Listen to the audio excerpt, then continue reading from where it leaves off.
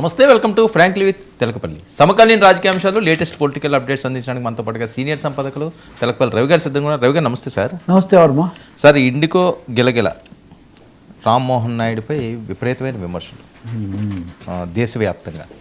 So ఎలా చూడాలి అసలు? ఇండికో తప్పెవరిది? అసలు ఇండిగో తప్పెవరిదనే ప్రశ్న రావటమే ప్రభుత్వం యొక్క పక్షపాత వైఖరిని సూచిస్తుంది. ఈరోజు కూడా పార్లమెంట్లో రామ్మోహన్ నాయుడు, ఆ సంబంధిత శాఖ మంత్రి, పౌర విమానయాన శాఖ మంత్రి రామ్మోహన్ నాయుడు మాట్లాడుతూ అది వాళ్ళ అంతర్గత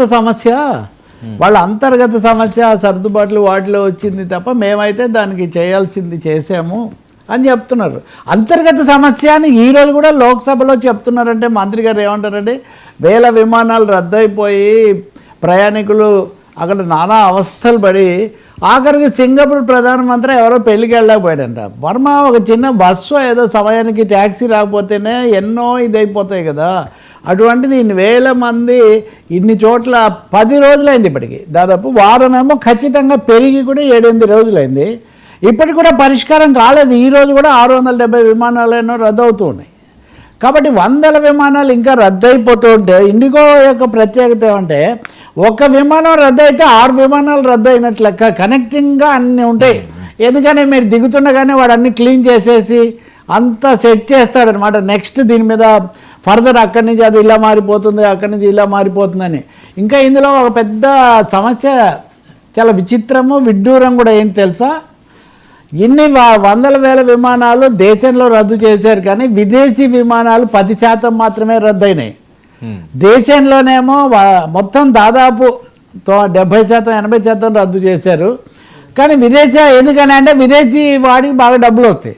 విదేశీ విమానాలకు డబ్బులు బాగా వస్తాయి కాబట్టి వాటినేమో మామూలుగానే రన్ చేస్తూ దేశీయ విమానాలను మాత్రం మొత్తంగా రద్దు చేశారు. సో ఇంత ఏకపక్షంగా ఇదిగోండి, ఎవరైనా ఆశ్చర్యపోతారు. ఎవరో ఆ రోజు విమానాశ్రయంలో ఉండి పంపించారు. వీళ్ళంతా విమానాల కోసం బుక్ చేసుకున్న వీళ్ళు అనమాట, ఇంతమంది. కాబట్టి వాళ్ళు కేవలం లాభాపేక్ష ముదిరిపోయి తమ లాభానికి ప్రయాణికులను బలి చేశారు. ఆ బలి చేయడాన్ని ప్రభుత్వం వారు అనుమతించారు. ఇంక ఇందులో రెండో మాట లేనే లేదు. ఆయన ఎవరు, పీటర్ ఎబ్లైటా ఉన్నాడు, వాళ్ళ CEO. నిన్న చెప్తున్నాడు, ప్రయాణికులకు కలిగిన అసౌకర్యానికి ఇండిగో మేము చింతిస్తున్నాము అని ఒక్క మాట, చిన్న మాట. అప్పటికే అదే అనడానికి కూడా 2 రోజులు పట్టింది. కొంచెం చింతిస్తున్నారట వారు. డబ్బులు కూడా తిరిగి ఇవ్వడానికి కూడా లేకుండా మీరే రద్దు చేసుకుంటున్నారని కొన్ని రోజుల పాటు ఎదురు ఛార్జీలు కూడా వేయడానికి కూడా వాళ్ళు ప్రయత్నం చేయడం చూస్తే మనం చాలా ఖచ్చితంగా వాళ్ళు పైలట్ల యొక్క భద్రతతో, తద్వారా ప్రయాణికుల భద్రతతో కూడా ఇన్ని రోజులు ఆడుకున్నారు. ఆడుకోవడాన్ని ప్రభుత్వం వారు అనుమతించారు. చాలా స్పష్టంగా ప్రభుత్వం వారు అనుమతించారు. ఇప్పుడు పైలట్ల అసోసియేషన్ ఏమంటుంది తెలుసా? ఇదంతా ఒక నాటకం. So flight duty time limitations, FDTL అనే దానికి ఇన్ని లిమిటేషన్స్ ఉండాలి. కనీసం ఎందుకు వారానికి 36 కాదు 48 గంటలు వాళ్ళకి విశ్రాంతి ఉంటేనే. ఎందుకు పైలట్లకు విశ్రాంతి? ఒకటి, పైలట్లుగా వాళ్ళకు ఉన్నటువంటి హక్కు. రెండోది, వాళ్ళు ఏమాత్రం కాస్త ఆదమర్చినా కానీ ప్రయాణికుల భద్రత గాల్లో కలిసిపోతుంది కదా.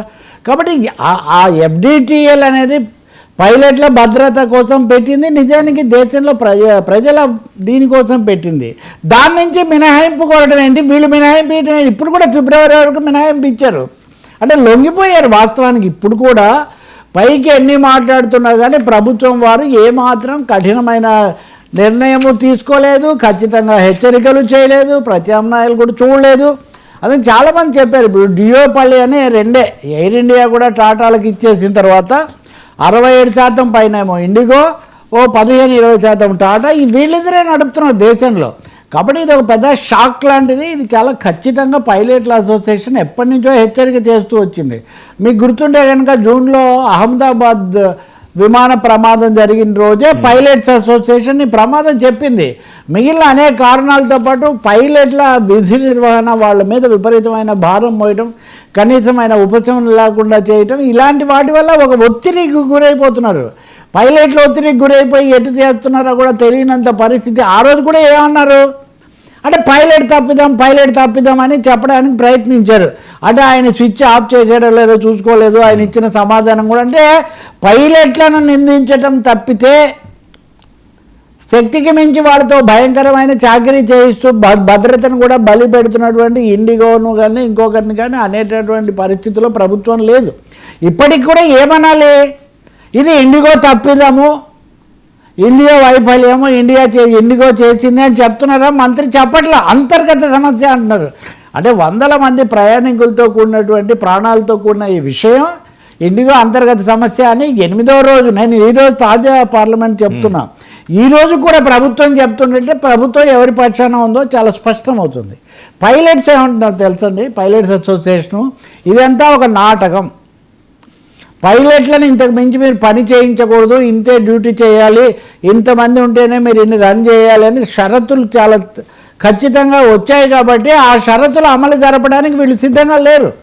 వీళ్ళు తక్కువ మంది పైలట్లకే ఎక్కువ డ్యూటీలు వేసి అక్కడి నుంచి అక్కడికి తిప్పి వీళ్ళు ఒత్తిడి పెట్టి తమ లాభాలు గడించాలనుకున్నారు. అది అమలు జరపకపోతే ఒప్పుకోము అని 2024 చివరి నుంచి, అంటే 2 ఏళ్ల పాటు చర్చిస్తారండి ప్రభుత్వం వారు ఏదైనా ఒక రూల్ పెడితే. అంటే లూజ్ అనమాట, everything is loose, everything is collusion, everything is licence to exploit both the passengers, travellers and also the pilots. కాబట్టి పైలట్స్ యొక్క అభియోగం ఏమంటే ఇది ఒక కుట్ర. ఈ కుట్ర ఏంటంటే దాన్ని అమలు జరపమని అడగకుండా ఉండడం కోసం మేము దాన్ని అమలు జరిపితే ఇంత ఇన్కన్వీనియన్స్ వస్తుంది చూడండి, పబ్లిక్ ఇన్కన్వీనియన్స్ రాకుండా ఉండడం కోసం మా మీద మరీ ఒత్తిడి పెట్టకండి. అంటే ఒక జోక్ కూడా చాలా it is running very well. Staff shortage అనేది ఇండిగోలో అది ఈరోజు రాలేదు, ఇది చాలా రోజుల నుంచి ఉంది. ఇది సోషల్ మీడియాలో ఇది విపరీతంగా తిరుగుతుంది. ఈ జస్పాల్ భట్టి అనేవాడు ఉండేవాడు కదా, ఇది వీడు విమానాశ్రయానికి వస్తాడు,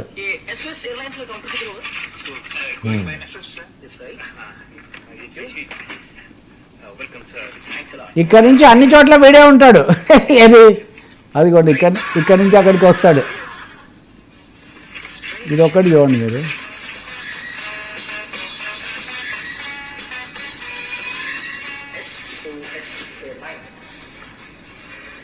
వీడే ఉంటాడు మళ్ళీ.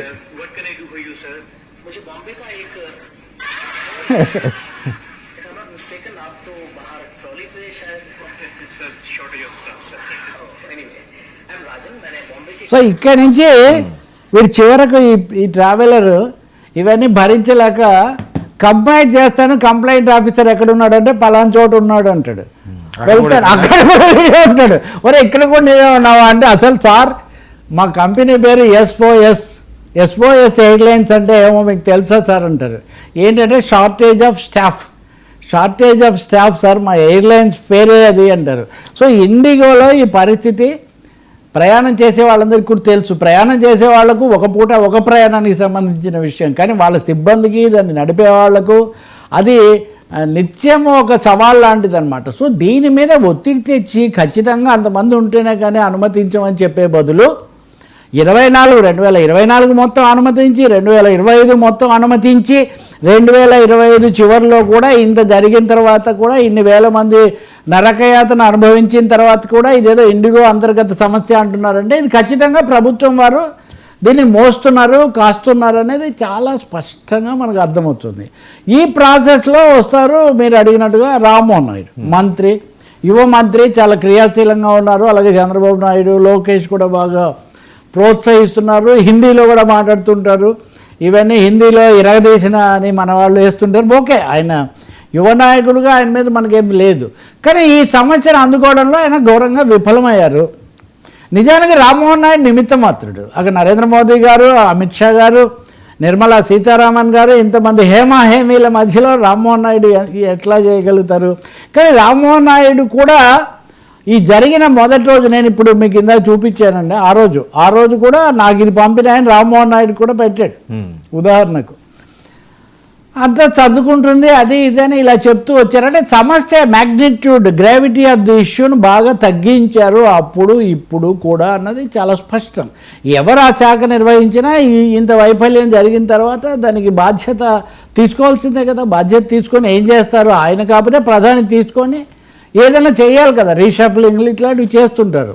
ఏమి చేయకుండా ఏమి చెయ్యకపోగా హాస్యాస్పదమైన రీతిలో ఆ తెలుగుదేశం నాయకులు కొంతమంది మాట్లాడినందువల్ల, అంటే ఇద్దరిని అర్నబ్ గోస్వామి, మొదటేమో దీపక్ రెడ్డి, తర్వాత ఏమో ఐ థింక్ పటాభి, వీళ్ళని తీసుకొని అర్నబ్ గోస్వామి మీకు తెలుసు కదా నేషన్ వాంట్స్ టు నో అని గట్టిగా ఆయన వీళ్ళని అడిగేసరికి దీపక్ రెడ్డి ఏమో మరి అసలు ఈ వాస్తవాలు కనీసమైంది కూడా మర్చిపోయి మా లోకేష్ గారు వార్ రూమ్లో కూర్చొని అన్ని సర్దుబాటు చేస్తున్నారని. అంటే అసలు విమానయాన శాఖ మంత్రికే అక్కడ లేదు, దేశం అంతా కల్లోలితం అయిపోయి చస్తూ ఉంటే లోకేష్ గారు వార్ రూమ్లో కూర్చొని సర్దుబాటు చేస్తున్నారు అంటే is Lokesh the minister of civil aviation అని అర్నబ్ గోస్వామి అడిగేసరికి ఇంకా నవ్వుల పాలైంది. వందే మాగదిలో భజన కార్యక్రమం ఎక్కువైపోతే ఎలా ఉంటుంది అంటే ఇలాగే ఉంటుంది.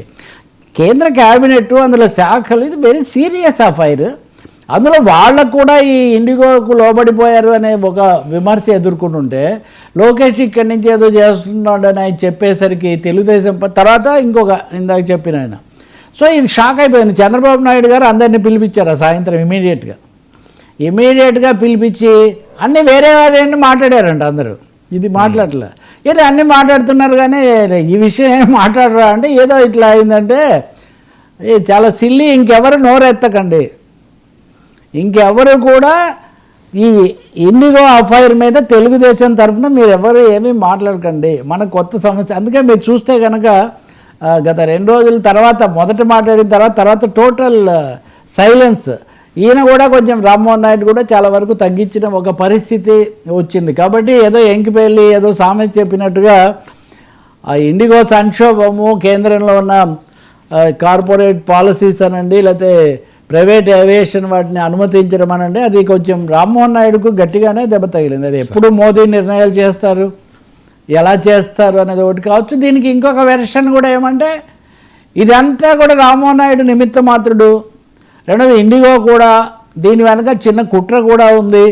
అదానీ గారు మిగిలిన అన్ని రంగాలు అయిన తర్వాత ఏవియేషన్లో కూడా బ్రహ్మాండంగా ప్రవేశించాలనుకుంటున్నారు. ఇప్పటికే చాలా విమానాశ్రయాలు వాళ్ళు నిర్మించేశారు, ఇంకా ఉన్నారు. కాబట్టి ఇండిగోలో కూడా నెమ్మదిగా అదానీ దీంట్లోకి తీసుకోవాలని ఒక ప్రయత్నం జరుగుతుంది. ఎందుకంటే ముంబైలో నవీ ముంబై విమానాశ్రయం వాళ్ళు నిర్మించినప్పుడు అక్కడి నుంచి first launching is with IndiGo only.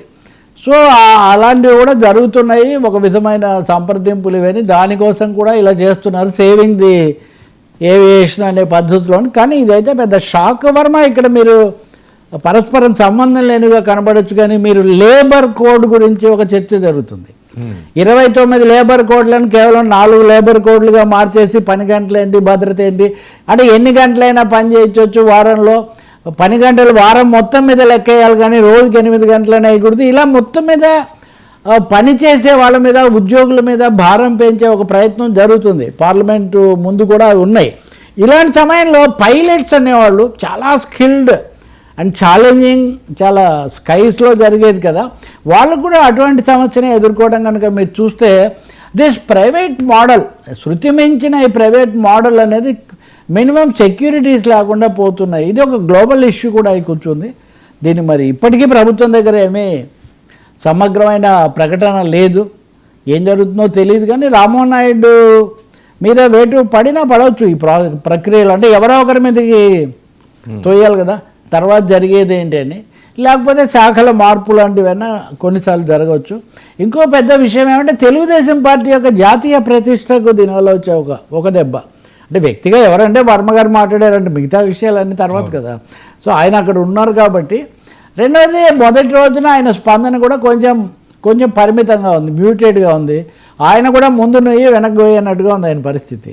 గట్టిగా మాట్లాడదామా అంటే ప్రభుత్వం యొక్క విధానాలు, కార్పొరేట్ లింక్స్ ఏమవుతాయో తెలీదు. మాట్లాడకపోతేనేమో ఇదిగో ఈ గోస్వామి లాంటి వాళ్ళు ఒక విధంగా హైజాక్ చేస్తున్నారు. అర్నబ్ గోస్వామి లాంటి వాళ్ళు ఏదో అసలైనటువంటి వాళ్ళని వదిలేసి ఇక్కడ వీళ్ళని పట్టుకున్నట్టుగా యువనాయకుడు ఎంత చేయగలుగుతాడు ఆయన. కాబట్టి it's a major issue, major challenge ఖచ్చితంగా. సార్, వందే మాత్రం వివాదం సభలో ప్రత్యేక చర్చ ఇదే. అంటే ఇండిగో లాంటి ఇంత పెద్ద సమస్యలు, లేబర్ కోడ్లు ఇవన్నీ వదిలేసి వందే మాతరం మీద చర్చ. ఒక వందే మాతరం సుజలాం సుఫలం మలయజ శీతలం మనకి ఎవరు కాదన్నారు.